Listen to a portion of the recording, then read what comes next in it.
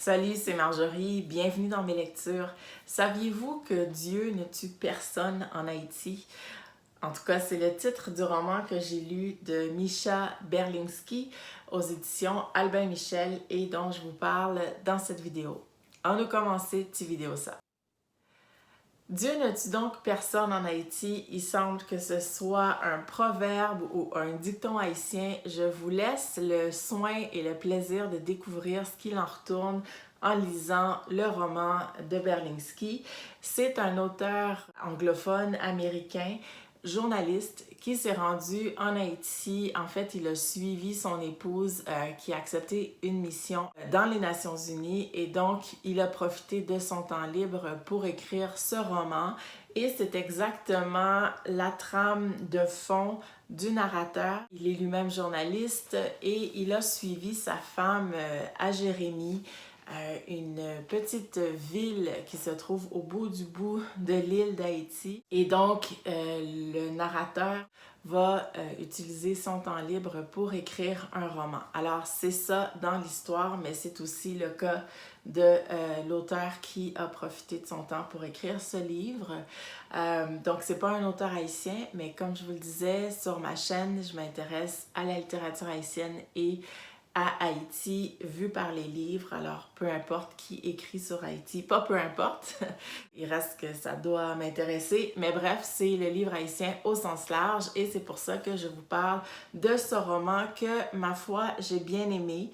C'est en fait une intrigue politique et c'est ça qui a attiré mon attention au tout début. Le journaliste va se lier d'amitié avec Terry White.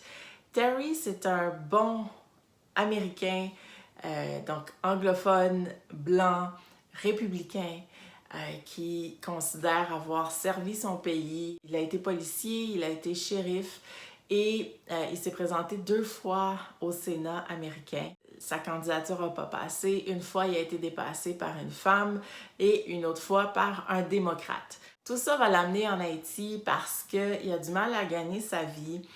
Il manque de reconnaissance, clairement, manque de valorisation. Et son épouse, qui est courtière immobilière, va aussi avoir du mal à joindre les deux bouts parce qu'il y a le crash immobilier aux États-Unis, l'économie est basse et donc, tout le monde en arrache, eux particulièrement. Ils ne peuvent pas maintenir le rythme de vie qu'ils avaient auparavant.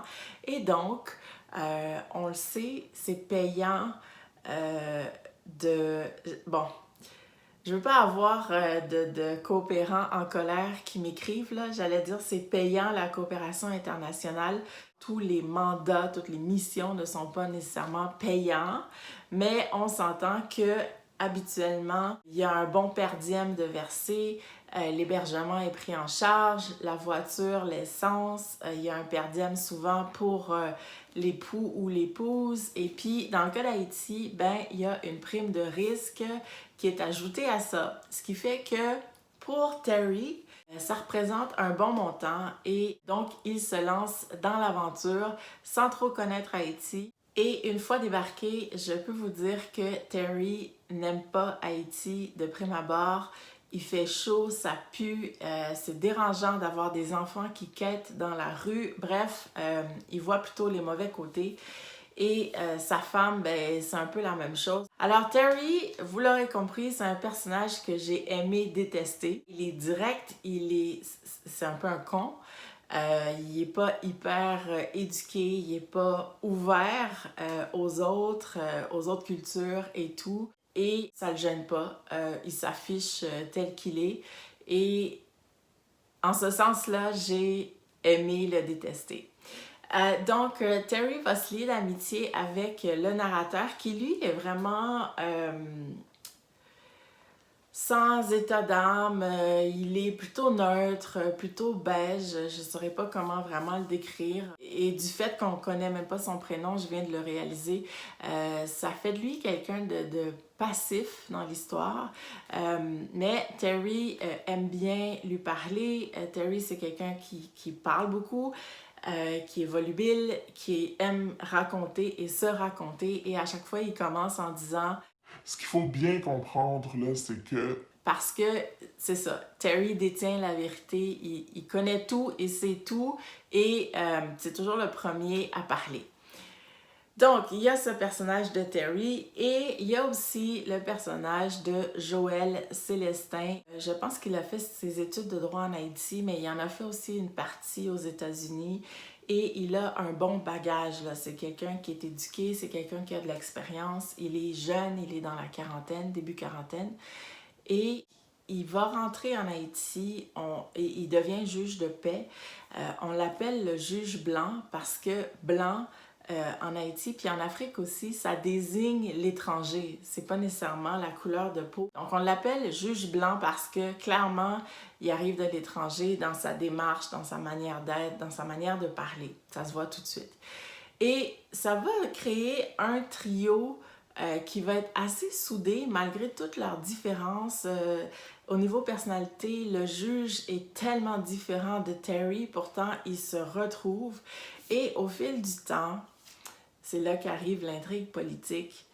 Terry va encourager le juge, Joël, à se présenter aux élections pour renverser le sénateur actuel qui est Maxime Bayard et qui est d'une cruauté extraordinaire.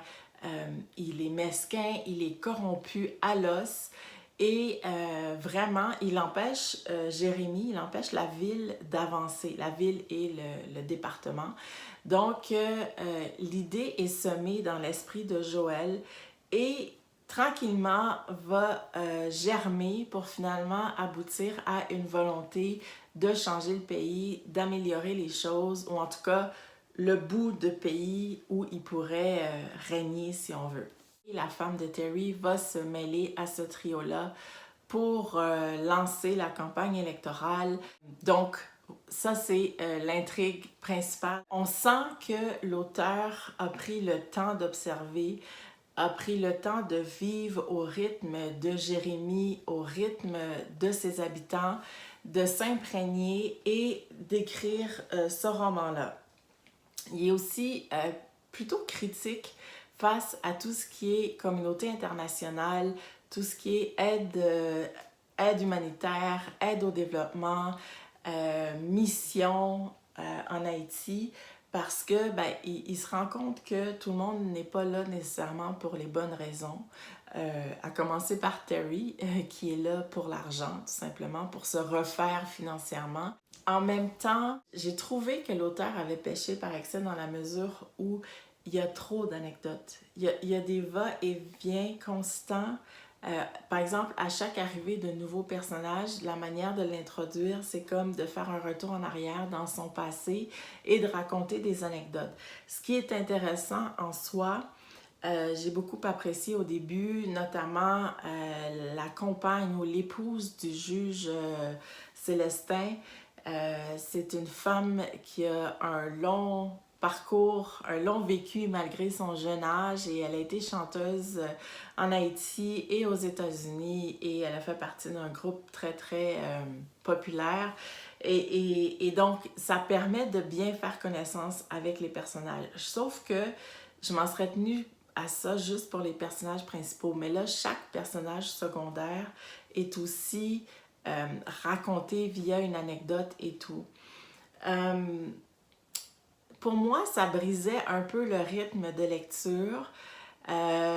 D'autres personnes, je pense, vont s'en régaler parce que vraiment, vous êtes plongé dans l'univers haïtien, puis même l'univers haïtien, disons, dans les petites villes, ce qui n'est pas la même réalité qu'à Port-au-Prince. Donc, enfin, ça dépend des goûts, ça dépend de chacun. Moi, je me serais passée de quelques anecdotes, même si elles étaient bonnes, mais à un moment donné, je voulais que l'intrigue principale avance. Je voulais pas constamment un saut en arrière ou dans le passé. Ceci étant dit, le livre qui fait un bon 500 pages m'a tenu en haleine par moments et surtout à la fin, il y a des événements que j'avais absolument pas vu venir. Il y a un revirement de situation que j'avais pas vu venir et j'ai beaucoup apprécié les 50 dernières pages parce que justement, j'ai pas vu venir la chose Et je vous dirais que jusqu'à la dernière ligne, j'ai savouré. Donc là, surtout, n'allez pas vous spoiler en allant lire la dernière ligne du roman à la dernière page parce que ça va gâcher l'expérience. Mais franchement, l'auteur a réussi à me surprendre à la fin, puis même à la fin de la fin, j'ai été surprise. Donc, en ce sens-là, j'en garde un très bon souvenir. C'était ma première lecture de cet auteur-là. J'ai aimé voir Haïti à travers ses yeux. Puis, il y a toutes sortes de choses. Il y a un triangle amoureux, il y a de la corruption. On assiste au processus électoral dans les petites villes. Ça se rend jusqu'à Port-au-Prince. On voit comment le scrutin est organisé, comment les gens vont voter, comment il y a de la pression de part et d'autre. Donc, en ce sens-là, je vous le recommande si vous aimez les intrigues politiques. Donc, ça fait le tour pour Dieu ne tue personne en Haïti. Et puis moi, je vous dis à très bientôt dans une prochaine vidéo. Ciao!